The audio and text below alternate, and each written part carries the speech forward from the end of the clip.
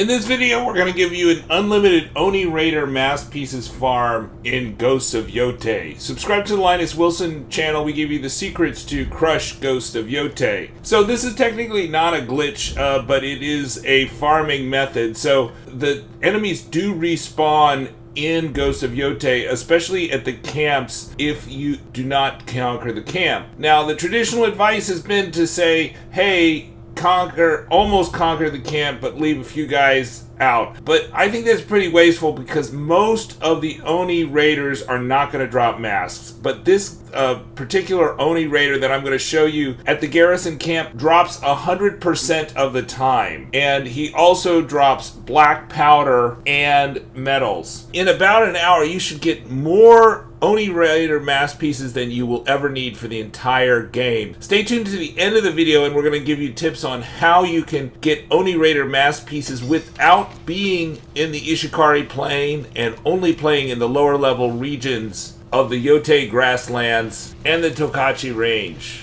Subscribe to the Linus Wilson channel. We give you the secrets to crush Ghost of Yotei. I'm estimating that you can get 210 Oni Raider Mask Pieces per hour using this farm, killing this one guy, one-shotting him with the Yumi bow. That will pretty much set you for the entire game because I'm only aware of armor and weapon upgrades associated with Oni Mask Raider pieces, and there's only 250 needed. And I'm sure if you spent less than an hour here, you would probably just naturally playing the Oni quest line get more than enough to upgrade all your gear right away, in addition to this farm for less than an hour. You also will get 540 pieces of metal, 630 pieces of black powder. Black powder is also used to upgrade armor and weapons, and it is used to craft ammo at camp. Metal is used for crafting armor and weapons and ammo. You're limited to 999 inventory of all these items, so make sure that you sell down these items when you get close to that 900 mark, because once you go over that, you will not accumulate those items. You'll accumulate metal and black powder the fastest if you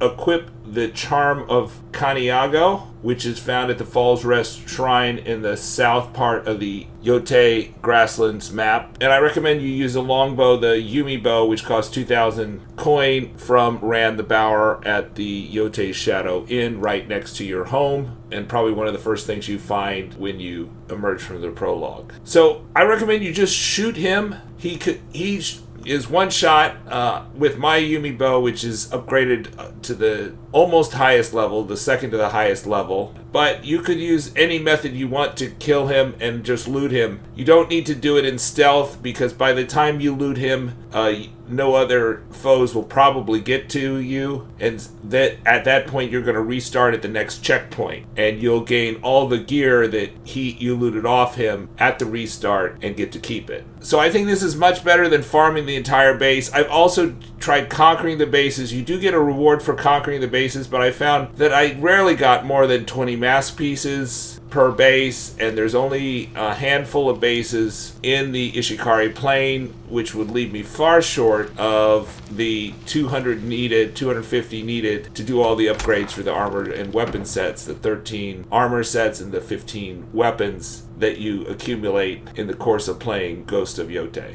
Now, if you want to start accumulating Oni Mask Raider pieces earlier so you can upgrade a few weapons earlier, one way to do that, even if you're very low level and are not ready for the Ishikari Plain and cannot get past the boss fight that gets you into the Ishikari Plain if you pursue the Oni quest line early, is to start the Oni quest line and go to the north end of the map and enter the gate, and then there's under settings, right above restart at the next checkpoint, or right next to restart at the next checkpoint, is a setting that if you are in a main tail, it'll allow you to abandon the tail. And once you've abandoned the tail, every base that you conquer will have post-conquest rewards that will give you the mask pieces. This goes for every one of the 3 quest lines that you initiate. So the Oni, the Kitsune, and the Saito Brothers quest lines that you initiate but don't necessarily get into the region. Once you've initiated it, you're going to start getting rewards from those regions. So for instance, if you go to the Odachi Master, which initiates the Saito Brothers quest line,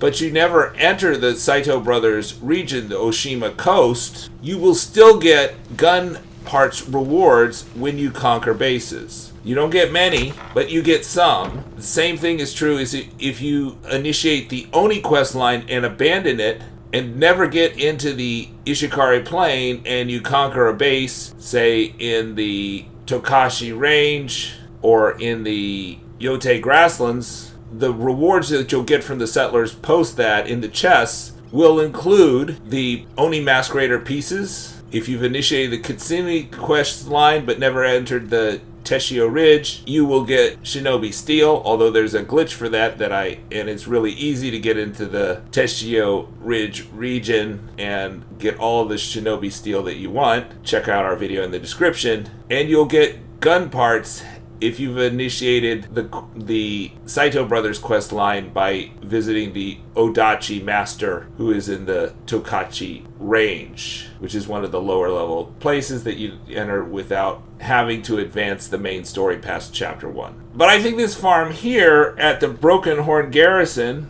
is excellent and should allow you to upgrade all the weapons and armor that need Oni Raider Mask Pieces in a very short amount of time. Check out all our glitch videos so you can also get unlimited coin up to 200,000 per hour, unlimited Shinobi Steel, unlimited metals, and all kinds of other valuable resources to give you the most powerful Atsu you can have. Let me know your comments and thoughts in the comment section. Hype, like, and share the video for the algorithm.